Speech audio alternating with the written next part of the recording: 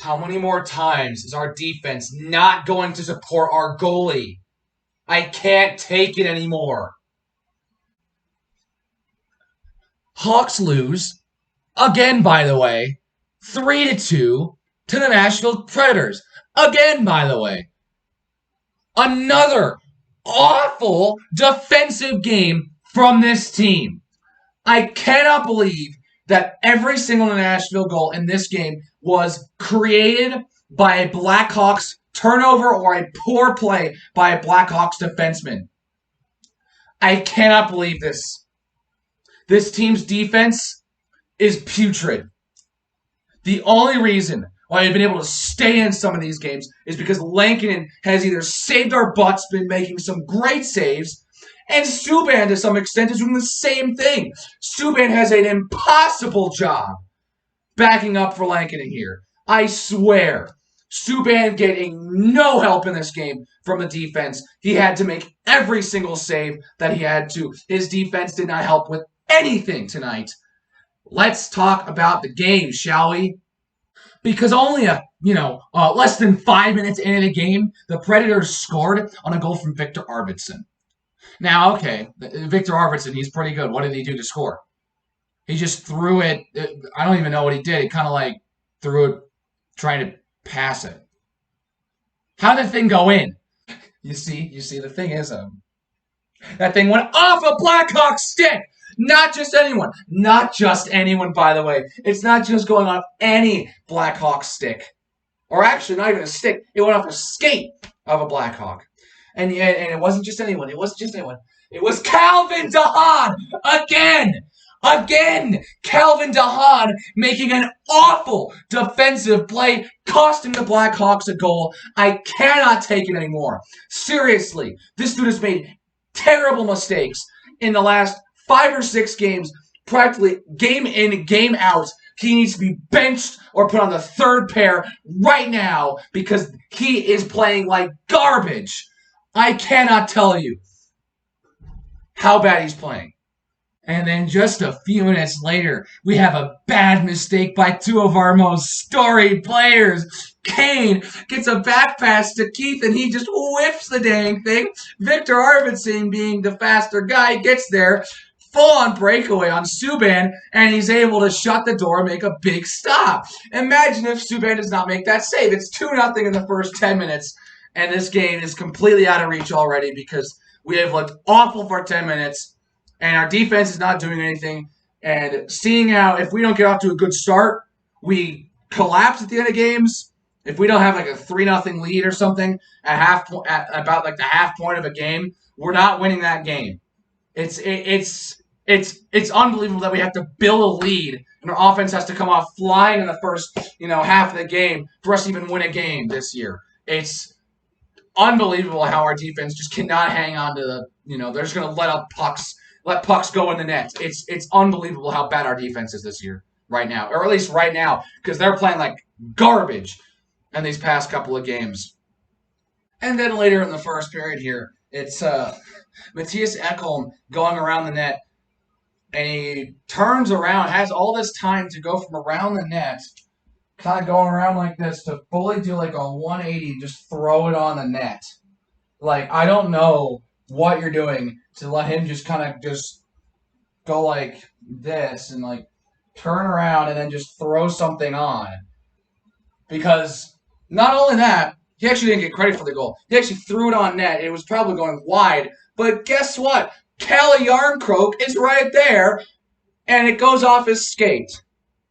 Now, the skate had a bit of a kicking motion. Okay, that should probably, maybe be disallowed. But no, the kicking motion from Jarnkrok was actually there because the Blackhawks defenseman who was on him actually kind of kicked it for him. And I don't even need to say who it is. You already know by my frustration here who it is who made this mistake and who was on Jarnkrok. It was Calvin DeHaan again. The dude literally cost us 2 goals here in the first period by awful defensive play. I cannot express how many more times? How many more times am I going to have to, rat out Calvin Ahad? Because it's unbelievable how many mistakes this man has made that have led to goals by the other team. It is unbelievable. I said it again earlier. He needs to be benched or put on the third line. He needs to be off the lineup right now. He needs some time to practice and really practice because, my goodness, is he playing like garbage. The second period was relatively boring. Nothing really happened except a really good save by Malcolm Subban on a 2-on-1 from Halla. Yeah, Eric Halla. Yeah. Halla driving in, gets it right over to Yarncroke. He puts it on. Subban makes a really good save on Yarncroke right there and keeps the Preds off the scoreboard again. Plus, that was a shorthanded 2-on-1, by the way. So for somehow the Hawks let two of the Preds defensive penalty kill players go on a 2-on-1. I don't understand how the Blackhawks defense continues to let players do this kind of stuff, but they do. So Subban had to bail him out right there again, and it's only 2-0. Still, 2-0, only 2-0. Yeah, it's an impossible task to come back from a 2-0 deficit for the Hawks here as they go into the third period down 2-0. Moving on to the third period. Subban, about 7.5 minutes in, has to pretty much make two great saves. He does make two great saves on the ensuing Hawks attack. Suter gets it behind the net. Kane picks it up. He fires a cross-ice pass to Alex DeBrincat, and he goes just over the shoulder of Pecorine. It is 2-1. Hawks are on the board on a big goal from Alex DeBrincat. Offense somehow doing something, and he beats Pecorine. Whew! That one was a tight window, and that's a pinpoint shot from Alex DeBrincat right there. A little less than 2 minutes later, Suter out on the first line out for the Hawks. Kane, Suter, and DeBrincat again. They're out there. Suter starting a Hawks attack, gets it over to DeBrincat, cross ice, lead pass. And Alex DeBrincat makes a beautiful play to get through this Predators defender. Moves it across the crease, goes right around Pecorine and buries it.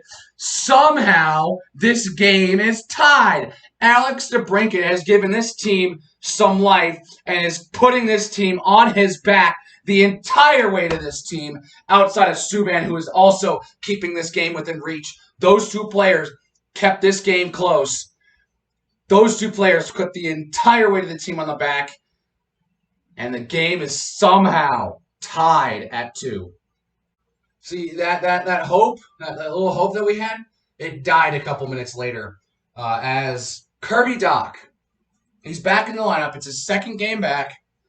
He has it behind the net, tries to get a nice pass to what I think was his Dorov, completely misses Zadorov. It goes right to the stick of Ryan Johansson. He gets it right to Arvidsson, who then gets it to Tolvanen, who then sets up Josi, who then snaps it past Subban. And then a tic-tac-toe play from the Predators puts them up 3-2. They did it again where they made the Blackhawks defense look like fools. They didn't do anything to help Subban. And of course, he's going to let up that goal because Josi has a point-blank shot, buries it, and the Predators have the lead again with under 7 minutes to go. I cannot explain how bad the defense was on that play. Dach turned it over in the first place. He's, still in this picture, but the rest of the Blackhawks on the ice just absolutely did nothing to help the situation there. And of course, it goes right past Subban, and it's 3-2. This game is now back into the favor of the Predators. We somehow tied the game. Maybe we were looking for picking up a point in overtime, but it doesn't happen because the Nashville Predators run out the clock as they usually do, and the Hawks lose yet again. And you know what's great? You know what the best part about this is? We have the Carolina Hurricanes next. Ooh, one of the hotter teams in the league. I mean, Nashville is one of the hottest teams in the league. They're like, 7-1 in their last 8 now with the 2 wins against us? They're flying. and they're well on pace to take our playoff spot. We have the Hurricanes next. Oh boy, that's a really good team.